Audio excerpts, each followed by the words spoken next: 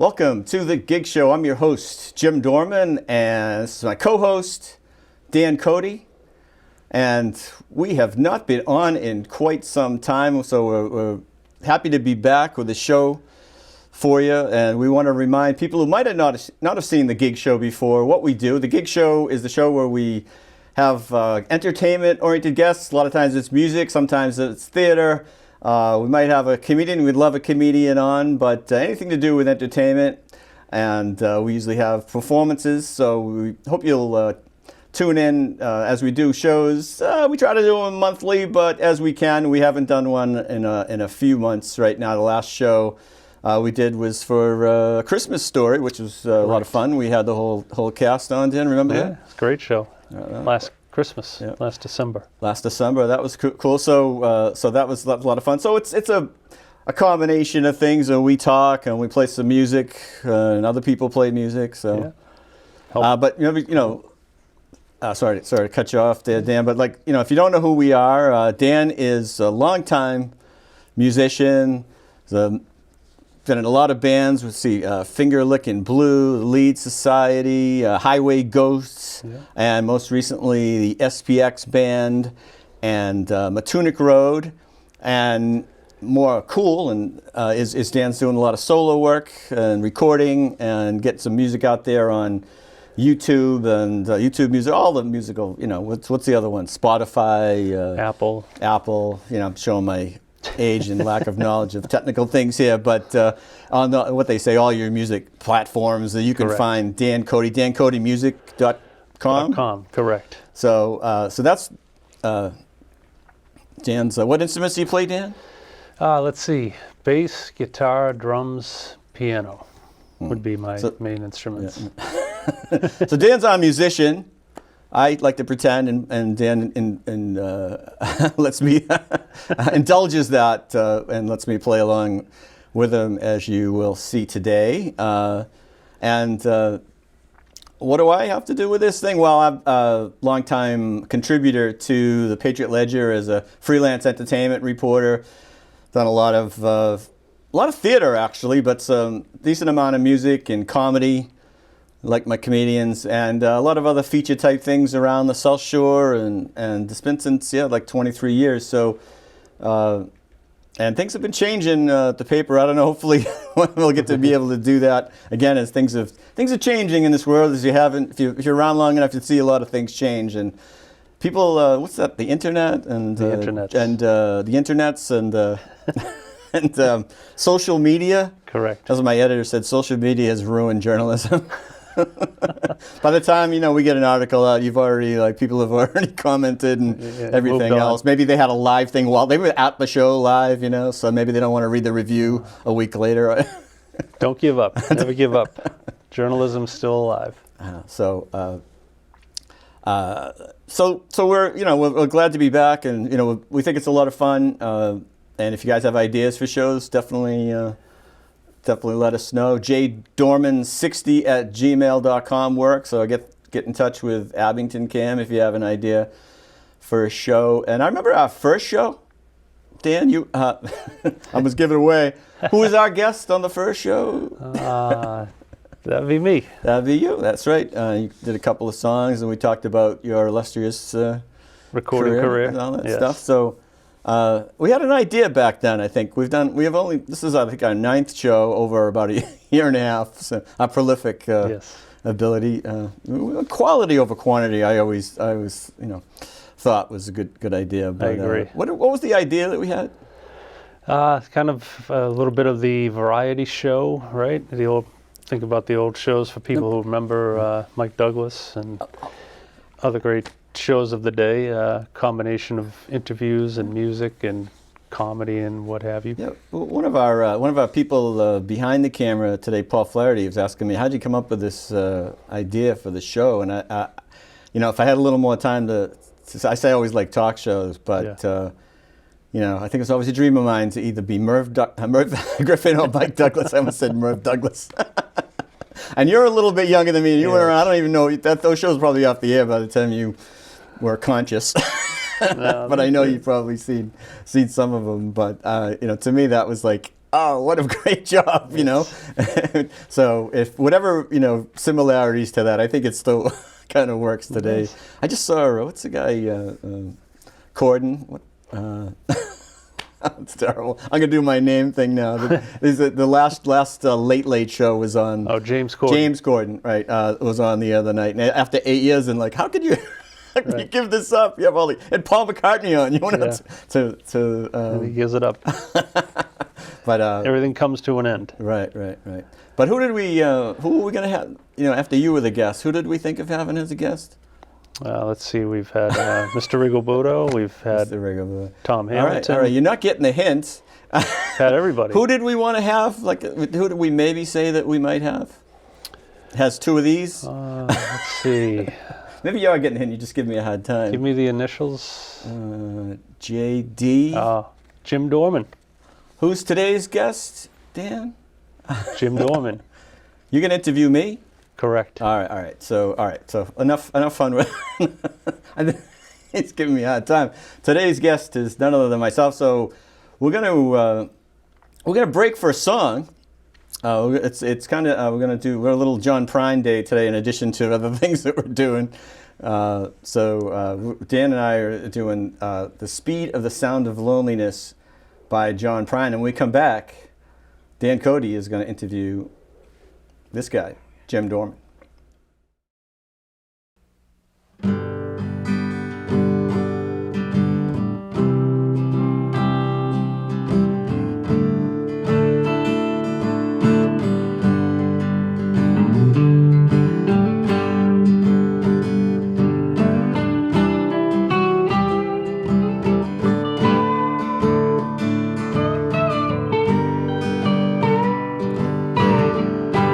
Come home late and you come home early. You come home big when you're feeling small. You come home straight and you come home curly. Sometimes you don't come home at all. What in the world's come over you? What in heaven's name have you done? You've broken the speed of the sound of loneliness. You're out there running just to be on the run. Well, I got a heart that burns with a fever, and I got a worried and a jealous mind. How can a love that'll last forever get left so far behind? What in the world's come over you?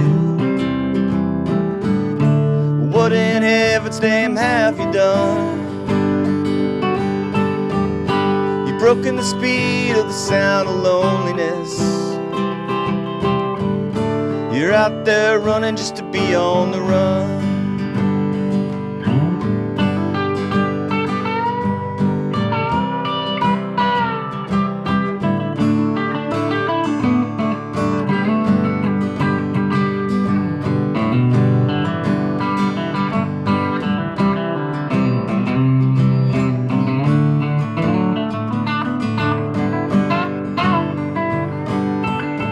It's a mighty mean and a dreadful sorrow that's crossed the evil line today. Well, how can you ask about tomorrow when we ain't got one word to say? What in the world's come over you? What in heaven's name have you done? You've broken the speed of the sound of loneliness. You're out there running just to be on the run. You're out there running just to be on the run. You're out there running just to be on the run.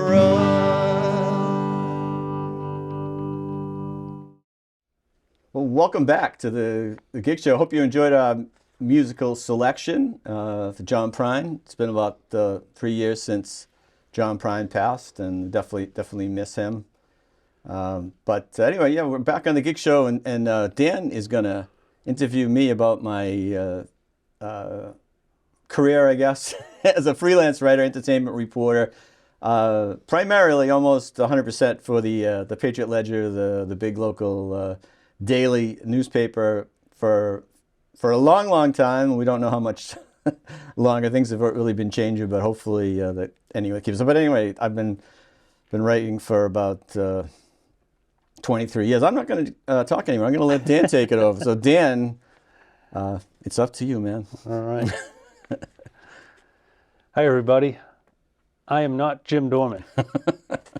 I'm Dan Cody, co-host of the Gig Show, and today we're going to talk with Jim, as he mentioned.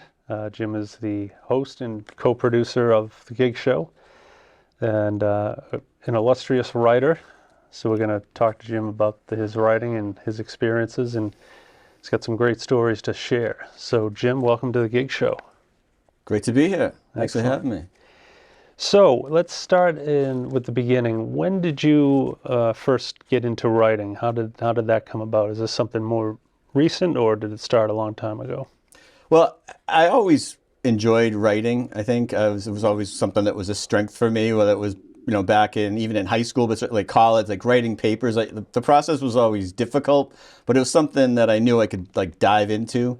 And then I worked in the business world for a while, and anytime anybody needed something written, whether it was, if you did a summary of a meeting or something like that, it was just I always got a great reaction to it. I mean, that wasn't my primary job, but Right. It got to the point where people would ask me to edit their stuff or write the basic letter that we would use for everyone, or things like that, And then when we did fun things to kind of, boost morale and stuff like that, you maybe get to stretch out and add a little comedy to it or something like that. And that was always a strength of mine too, to kind of just make it come alive. And people are always kind of like, oh, I love this. You missed your calling. That was for sure. Insurance wasn't exactly it. Your calling. I tried hard, Right. But communications and that type of stuff was something, I had considered. I don't know. I just didn't have the confidence in myself doing that, like going to say Emerson, like our producer Matt Lyons is doing right now, and which I'm very jealous behind the curtain here. We've got somebody doing it. So I wish I did, Matt. So do well for me. But when I was about 39, I took a class at Boston Center for Adult Education on how to get published. What the process was. How'd you do it? Because I was like, it just seemed so. I didn't know how to do it. I didn't ask. No one told me. I just thought someone would tap you on the shoulder. So it was something that I did for the class, and I had to come up with an idea, and I wrote a letter to the editor of the Patriot Ledger. This was like the class exercise to do this and pitch your story. Okay. And I found out there was something very structured at the time. I don't even know if it's probably become less structured. I haven't really done one in a while, but it's called a query letter. And you tell what your story idea is, and you actually write like a paragraph of what the story would be like. And I had noticed that there was a lot of little coffee houses popping up around the area. And I thought that was kind of interesting, something that I liked but hadn't been around for a while. And now people were going church basements and things and seeing some pretty good acts. So I pitched that as an idea, and I just didn't really think I'd get a response to it. And somehow I think I got a phone call at the time around 1999 when I was like 30, 38, 39. Way back I heard from the editor, John Lehman at the Patriot Ledger, and he asked me to do like a test article, and it was with a folk duo kind of, or a blues kind of duo, actually. They called it country blues, Paul Rochelle and Annie Raines. Yeah. Who played with Susan Tedeschi. Yeah, played with Susan Tedeschi, and actually played with John Sebastian. Yes. Too, which is pretty cool. But they were playing as a duo. She played the harmonica. He's an excellent blues guitarist. So I did a test article, and John liked that. And I made a kind of a mistake there. He said, well, what's an idea for another article? And I just kind of threw out like, oh, I'd like to review like somebody at like the South Shore Music Circus, but I think he was thinking that was a little more down the line. It was just he didn't say that. It was just kind of like something is what was unsaid, or like he maybe chuckled a little or something like that. You know, I ended up doing that later on, but right then he was like, well, you know. Oh, you were reaching for the stars. I guess I thought I was. You know, it doesn't seem like it's in retrospect. At the time, I was like, oh, because I didn't hear from him like right away. He didn't say, yeah, let's go do that. And but then kind of forgot about it a while, and then start of the new year, the 2000 and the new millennium.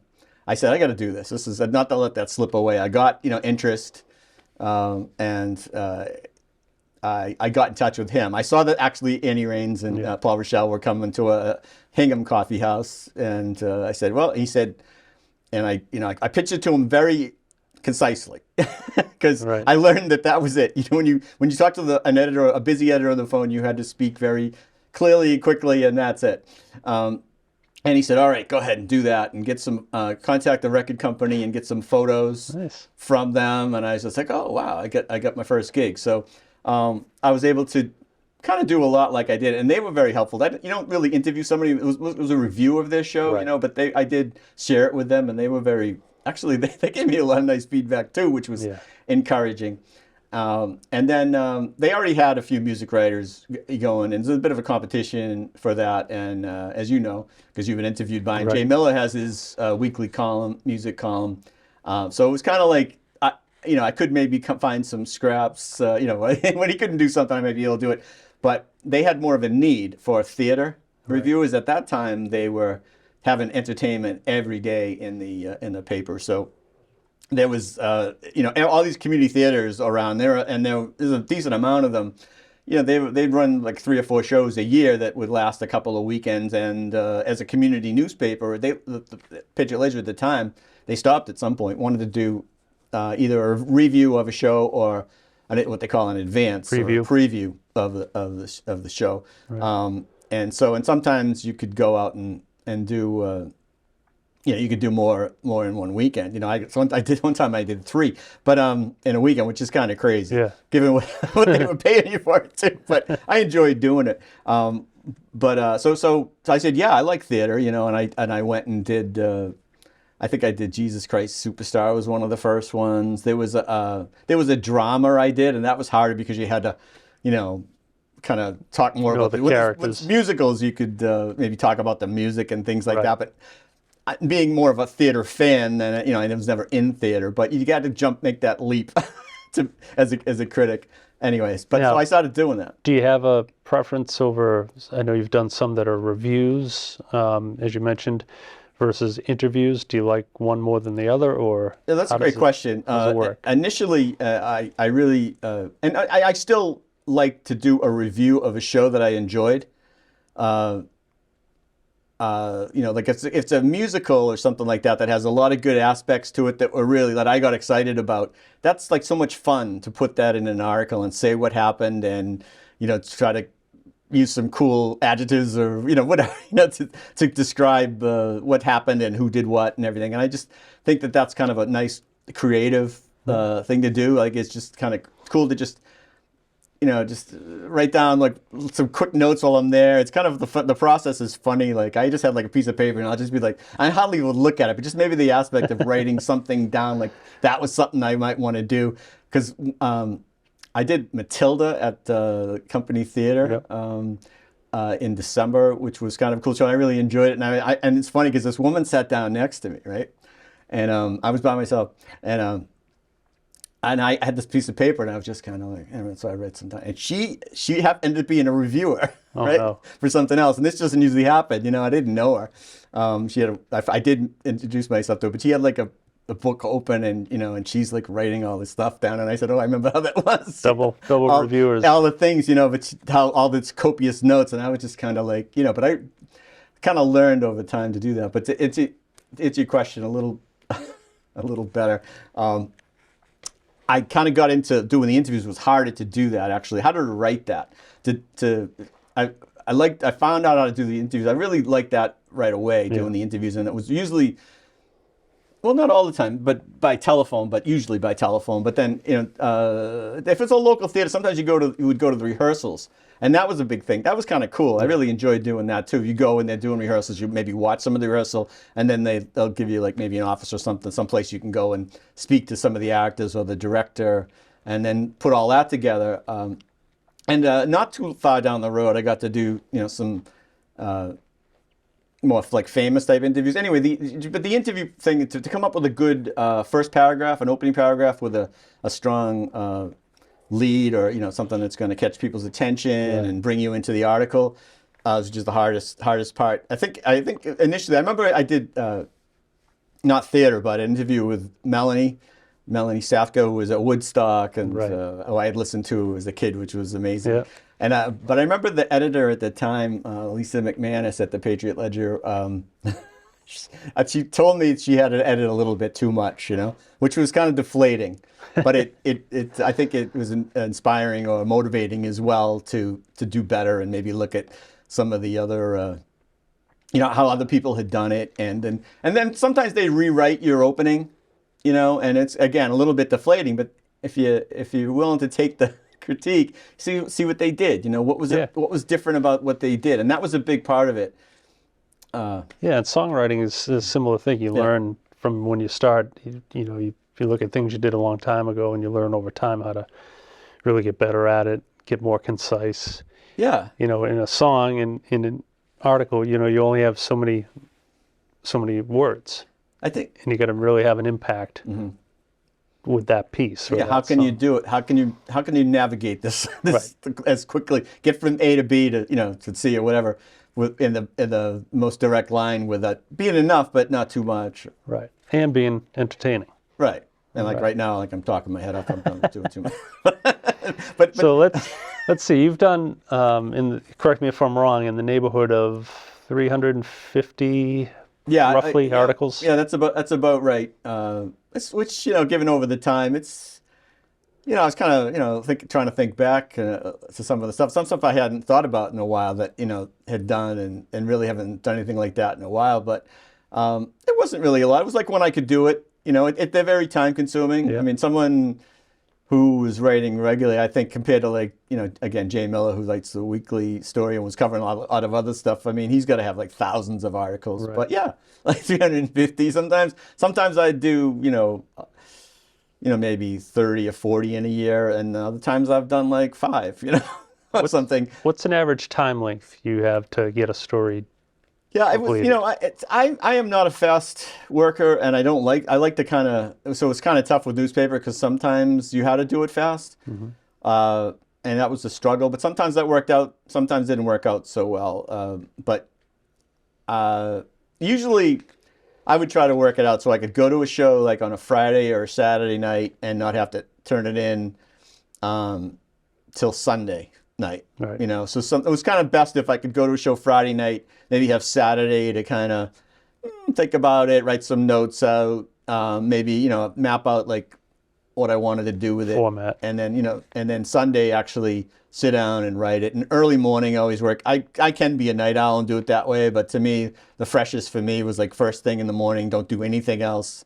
Sit down and write. That's what worked the best. You don't always have that luxury.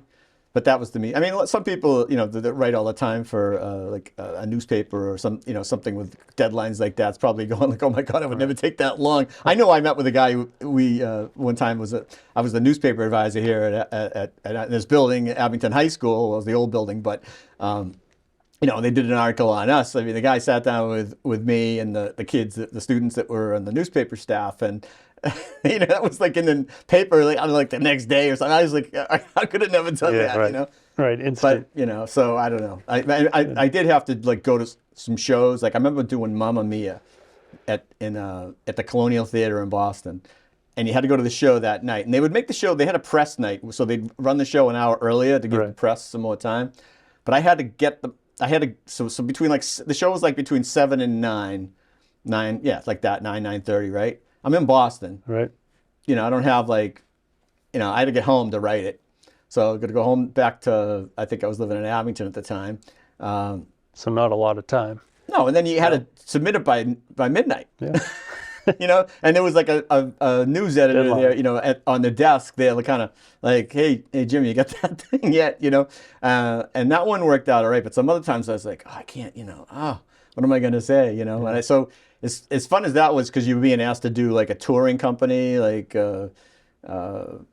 Spamalot did that. You know, it was like, also, I know I got to go write this thing right away. And So some it can- people it do can be- concerts that way. You know, they want it in the paper. You know, the speed is important. So most of the things I did, I was lucky to have a weekend. Good. So some assignments can be pressure, kind of have some pressure, and others Oh yeah, can be and a little easier to. definitely, and it just totally depended on when they needed it. Yeah. You know, sometimes it was like I need it. I want to edit it. My editor used to work on Sundays sometimes, so she'd want it like Dana Barbuda from the page editor, recently departed editor of the Patriot Ledger, who I worked with for a long time. I don't know exactly how many years, but over a decade. You know, definitely she was the editor. Worked with the longest time. Never met her in person. Can you imagine that? It was just all email. Only talked to her on the phone maybe once. But she was very, you know, she gave me a lot of good opportunities and stuff like that. So Nice. so it was kind of funny how it can work. You might think, you know, but the way things are, that's it. But she used to work on Sundays, and I try to get her deadline. I think that was real important, you know, is to not miss the deadline, you know, or That seems like it'd be very important. yeah. I mean, you know, sometimes it's just not where you have to ask for maybe like, can I, you know, it's just, I'm struggling with this last paragraph, you know, and see if you can get some leeway or whatever. Especially with that midnight one, that was tough. I think that ended up being more like 1 o'clock a few times, but definitely your general deadline, you know, and sometimes, you know, one of the most fun things I got to do was a lot of times was do the lead feature for the Thursday Get Out section, which became a really popular thing while I was, you know, writing. And so they didn't want to get that on Wednesday. Right. You know, Right. they might want to get it a little even more advanced, but definitely on Monday so they can get it, kind of see what they've got. You got to make sure they have time. Yeah. Photos are part of it. Sometimes you have to get the photos yourself. You get the photos from the venue, or they'll send a photographer, that kind of thing. So occasionally you might take the photos yourself. But you know, that was kind of a thing. So you know, if they didn't get it, you'd think like, oh well, if I don't get it Monday, you know, if she doesn't get it's a Tuesday, that's kind of, It's cutting it. yeah, it's cutting it too close. They might not even, you know, that's not good. They want to give them enough time, because it used to be, that was a big thing for the layout, the physical paper. They would put a lot of effort into that. Another thing That's changed. Yeah, it's changed. So let's talk about your writing has covered, correct me if I'm wrong, but obviously we talked about music, theater, you've done travel, lifestyle, Comedy. Religion. Yeah. You've covered quite a great area. You interviewed Joan Jett and Blackhearts 2 times Yeah. in a 14-year period. Is that correct? Yes. Yeah, Tell that's us- probably one of the more interesting kind of situations. Tell us about that one. Okay, so as I was in the first couple of years, I mean, I definitely wanted to like get to review and interview and meet some kind of famous people. And Joan Jett, I hope people know Joan Jett. Every once in a while, I get someone like, "Oh yeah, what song is yours?" I'm like, "Come on." Our most iconic, I think, is "I Love Rock and Roll." Correct. Do you agree? I think if you're listening, you probably might hear that again today sometime, or you know, wherever. Right. You know, it's something that is It's one of kinda- those cornerstones. yeah, and you know, she's had a long career. She's in the Rock and Roll Hall of Fame. But so at the time, it was kind of, it wasn't a big time. She was playing Plymouth Memorial Hall, which I love. You know, it's probably, you know, in 2003, I had just started to do I had done a few celebrity things, but they asked me to, if I would do a preview of her show that she was coming to Plymouth Memorial Hall for. And instead of interviewing her, actually, she doesn't really like doing press, Right. which, I mean, that's part of the job. They kind of do it. But she has a writing partner, producer, this guy, Kenny Laguna, who had a long, like, kind of career before they even met, like in the late 70s after she was in the Runaways. And he had like this whole kind of brill building, like music writer, producer kind of thing. You know, he Right. had some songs that he's older than her and established a reputation. And he thought that they would do well together, because he had like this actually bubblegum pop background. Yep. And he actually played keyboards in Tommy James and the Shondells. Good Produced trivia. I think he was involved in I Want Candy. I don't know if he was the main producer or whatever like that by the. Strange Loves did the original. Wasn't the And then, original, was the Bow Wow Wow. Bow Wow Wow. Yes, Did that the was, cover. I think that's one of the ones. So he would. They were always together. They were like kind of like he was married and has his own family like that, but they were kind of like the music couple and stuff. They said, "So you're going to interview Kenny Laguna," and Kenny Laguna and I talked about Joan Jett mostly. And her career, and we just like this guy loved to talk, and I love to listen. About contrary to what you might think, I button my lip when I do interviews. I really sit there and try not to talk. But with this was hard because we would do the interview, but then we started talking about he started talking about politics, and it was an election year, I think. Yeah, so and he was very leaning left, which and it was like I think it was Bush and. I'll have to think about who he's running against in 2000. Here we go. Al Gore. Folks. Al Gore. What? Al Gore. Okay. Yeah, that's right. So, so we get into that, but then he started saying, "Hey, do you ever hear of this one, this singer, that singer?" And some of them I hadn't heard of, and then Darlene Love was one that I didn't know a lot about. Now I do it. I feel bad that I didn't know when he asked me. I'm like, oh my God, how can you not know like Darlene Love? But he's like, "Hey, you coming to the show?" You know, and I said, "Well, I can't because I was doing a review of a theater review at like this little community theater in Norwell. You know, I was scheduled to do that, and that was the night." And he goes, "Oh," and I was, which kind of, he's like, "Oh no," right? Just I can't. I don't understand how I did that or how I would have possibly scheduled that. He goes, "You got to come. You got to come. You know, can you come to the sound check?" And so I said, "Yeah. What time's that? At 5 o'clock." I go, "Yeah, I can do that." And anyway, I got there late. There was terrible traffic, and I'm notoriously don't give enough time. Sometimes I'm like in traffic, there was a traffic jam, like an accident where it wasn't even moving, and got there like and it's like it's like Joan Jett and the Blackhearts up on stage in Plymouth Memorial Hall, and like 10 people in the audience, you know, her staff and hardly anybody else, and she's finishing up one of her iconic hits. I mean, I swear to God, it was like mid-song of her last song of the thing. But check. yeah, but I already knew the Julie Rader, who was her PR person, and Kenny's up on stage with her, and she's up on stage, and they're like, so they finish up, come down off the stage, and they're like, "Hey, come on back," right? And they were like, he was all happy to see me. "Oh, this is the guy, you know." And I had the article. And I'm a little nervous, but they came right back in. Like if ever at Plymouth Memorial Hall, it's like you go way back, like underneath the stands, kind of. You know, it's cool. You know, it's a room. You know, there's Green room. green room. Yeah, green rooms. I used to see the dressing room. It's really a green room, right? You get ready, whatever. And they had a little time. They had like food and stuff like that. So sit down and there, and it's Joan Jett. I'm just like she's sitting. I mean, she was like kneeling on the floor. There was like kind of. She had a funny T-shirt. She was talking, and they were all everybody's really animated and everything. I'm sitting on the couch next to this guy, and Kenny Laguna. He's going like, "Hey, do you know who that guy is sitting next to you?"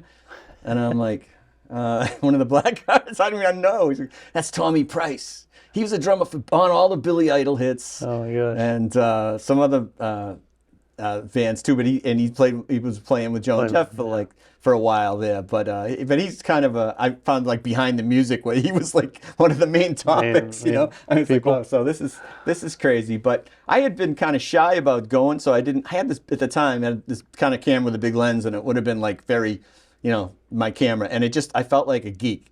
Yeah. You know, so I didn't want to bring invasive camera. I don't know. You know, it was just, you know, it just had a longer lens on it. I wanted to kind of be like, "Hey, how you doing?" I didn't want to be like, "Hey, can I take a picture of you?" Right. You know, and now it seems silly because everybody's taking pictures and has the phone, and if you don't get the picture, right? But at the time, I just felt like I didn't want to be like the camera guy, the camera geek, you know. So I left it in my car. I had it. Yeah. Left it in my car. And here I am with all these cool people these pictures I would have treasured. And no photos to show. Yeah, no photos. People say, "Do you got the photo?" You know, "Do you have a photo for this thing?" I mean, every time it would come up and I'd tell someone say something about Joan Jett, and I'd say, "Oh, I was," and they'd say, "No photos to show." So fast forward 14 years later, get the idea in the head that I'd like to get that photo, you know, and she's opening for Boston at the the band Boston at the Boston at the TD Garden. TD Garden. Yeah. And so I put in for it see if my editor wanted another article. She goes, yeah, that's great. Go ahead. So set up, and we actually did the same thing. Again, Joan doesn't want to do the interview, and I'm with Kenny Laguna, and it's on the 4th of July, and I said, I don't mind, let's do it. Yeah. And they're in some city, I forget what city they were in. They're like hotel, going down elevators, talking. And it's funny because I'm talking to him, but she's there. She's there, and she's like correcting him as he's telling me stuff. And he's this funny guy, you know, like very. That's why it was great talking to her, because he just has all these little vignettes to tell you about and everything about what happened. Anecdotes, and he knows kind of situation because the PR person had said we had the interview before and everything. But then they said I told him about the photo thing. He's like, "We're gonna get you that photo." So I got like a special pass to go down to the meet and greet down in the Boston. I think it was like the visiting room for like a basketball team, you know, who were playing the Celtics. We were in their locker room, right? And she's there. Not that many other people. We had to wait and go down there. But I brought a buddy of mine who was very into like that like kind of punk and new wave music and stuff like that. And he definitely liked Joan Jett and everything. So he was beside himself. And there we were in the locker room with a few other people. And my friend's off talking to Kenny Laguna like they've been buddies. This is so funny. My friend Bob. And finally get it to Joan And you got the photo. And got the photo. And so now it took 14 years. But we got the... You did it. And we got another nice article. You also... from my research, you interviewed one of my favorite comics, Stephen Wright, and you actually made him laugh.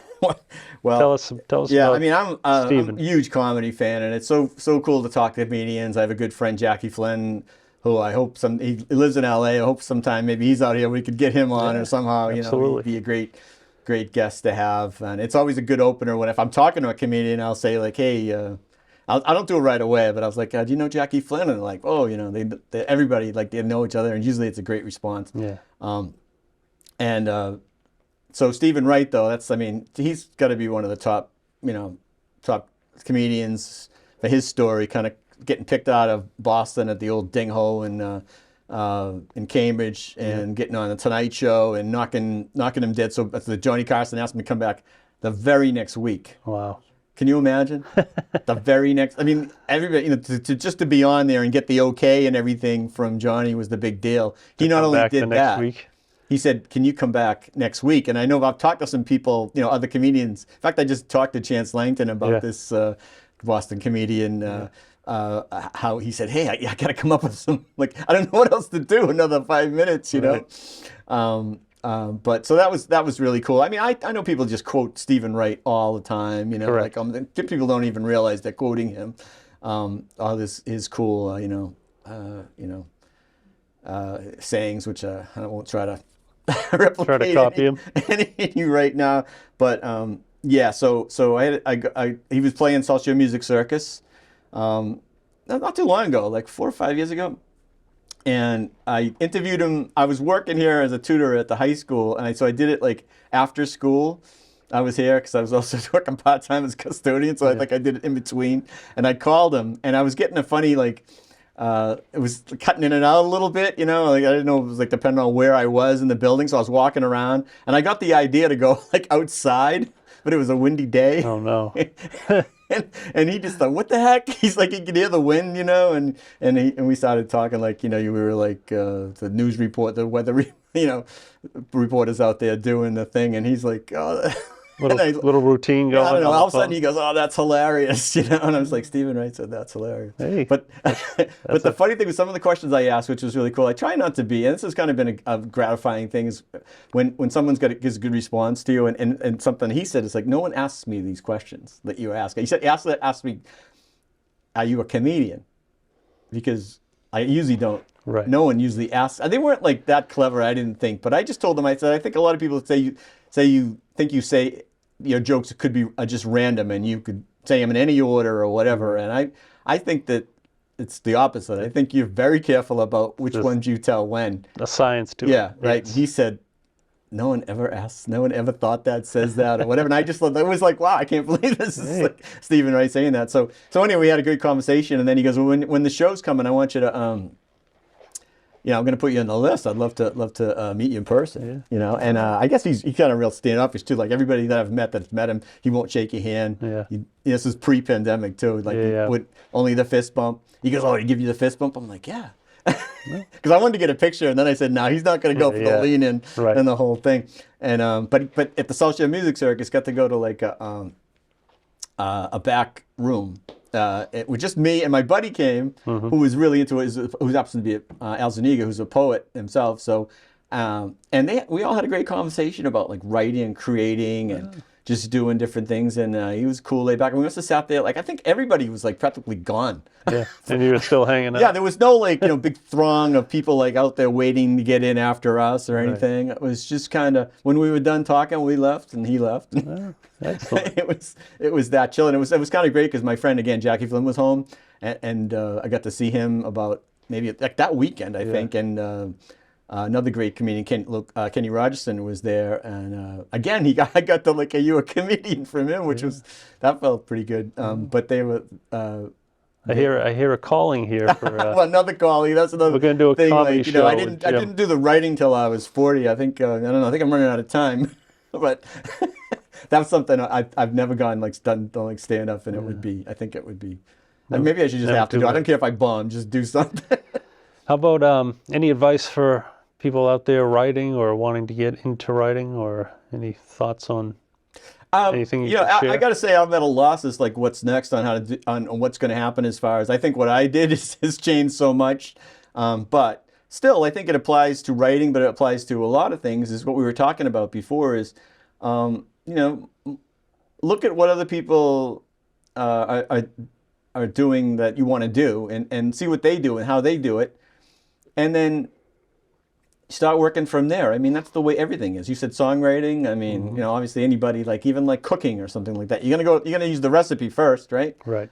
And then after a while you say, I don't need to do that. I could do this instead, maybe, or I could add a little more of that or a little more of this. But that worked for me anyway. I think I didn't really, sometimes you look at it, it's overwhelming, but when you break things down, it starts to get a little less overwhelming. So, Good. Yeah. Well, you've had a excellent writing career, great writing, and I wish I started earlier. well, hey, 350 plus is quite an accomplishment. It's a lot of work, but it's so gratifying when it's done, and I love to see like again, the newspaper's kind of becoming a thing of the past, but I love seeing. There's a guy, Alan Paul, who's in close to the Allman Brothers Band, which is, as you know, is one of my favorites, and he's got a new book coming out. I think it's called about Brothers and Sisters, which is about that period of the Allman Brothers when they made that album. And he writes a lot. He interviews a lot of big name people, iconic people, and it's been in the Wall Street Journal. And he always puts it out on like social media. I still love seeing it in print. Nice. And it is something about that to me. I don't know about but things are changing, but there's still. It's like books. You still can pick up a real book or a real piece of paper and get something from it. But like doing this or maybe anything creative, it's kind of. I didn't think I was a creative person. That's not where I came from. That's not the people I knew in the family and stuff like that. It wasn't like artists or anything like that. I didn't know what that was really all about. I didn't think I was that person. But when you take something that was started in your head, maybe, and say, hey, this would be a good idea. Yeah. And then bring it to life. Bring it to life, and then it's there. It's something that is going to be there or whatever. Sometimes I'm, like newspaper type articles, they don't have a huge shelf life. Maybe they meant a lot to the people involved though, so that's kind of cool too. You don't always hear that, but if you wrote a feature on somebody and that might be something that they remember. Yeah. I wrote a feature on a guy named Dan Cody once. Yeah, you did. You did a great job. Thank you. So, but yeah, right. It's gratifying. It's been gratifying. Good. Yeah. All right. How are we doing on time here? 34? Yeah. So that's probably about enough about me, huh? Time for another song? Yeah. Well, we're gonna wrap up here with episode 9, I guess, of the gig show.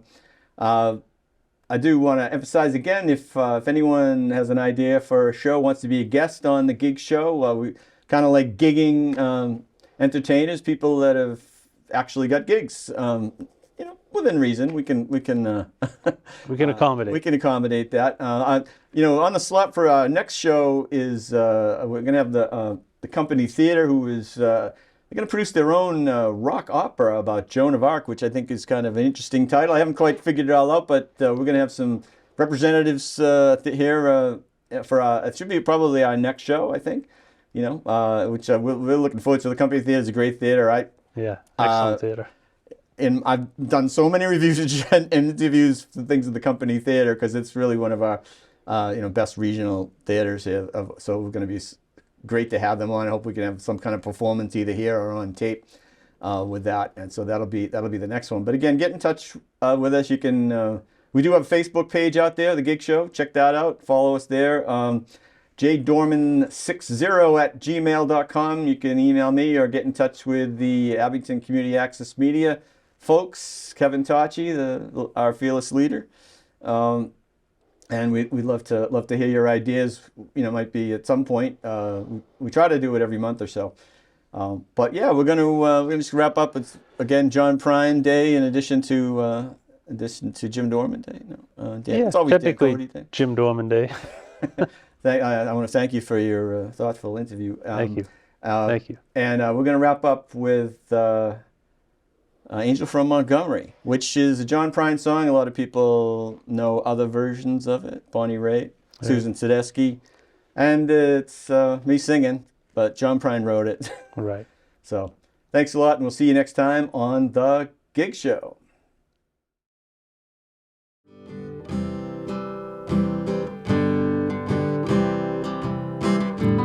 I am an old woman named after my mother. My old man is another child that's grown old.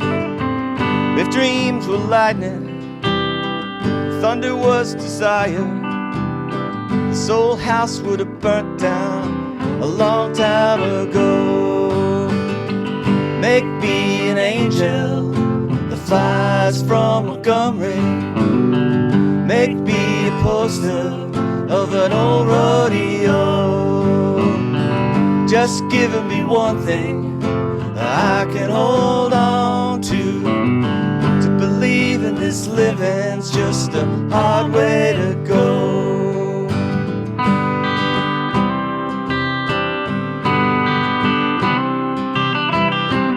When I was a young girl, I've had me a cowboy. He weren't much to look at, just a free rambling man. But that was a long time, and no matter how I tried, the years they just flow by like a broken down dam.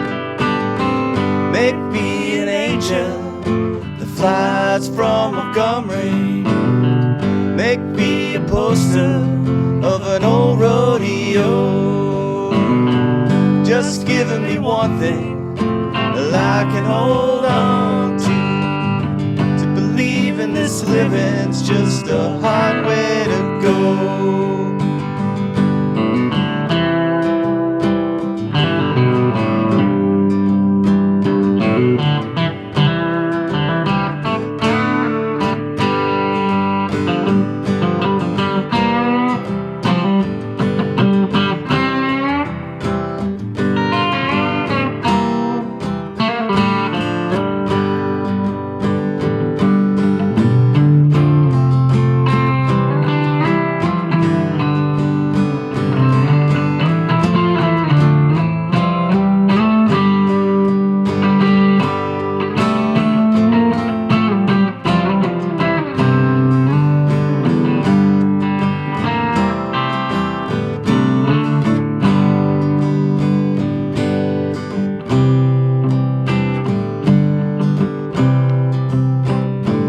There's flies in the kitchen, I can hear them, they're buzzing. I ain't done nothing since I woke up today. How the hell can a person go to work in the morning, come home in the evening and have nothing to say? Make me an angel that flies from Montgomery. poster of an old rodeo. Just giving me one thing I can hold on